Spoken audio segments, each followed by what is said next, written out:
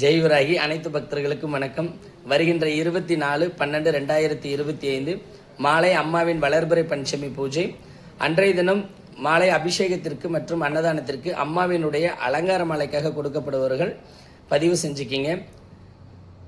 நம்மளுடைய YouTube channel உலகத்தின் சக்தி. நம்ம கோவிலினுடைய தினசரி பூஜைகளும் மற்றும் சிறப்பு பூஜைகளினுடைய தேதிகள் முழுமையாக தெரிந்து கொள்ள கண்டிப்பாக அதை சப்ஸ்கிரைப் பண்ணிக்கிங்க. ஜெய்வராகி.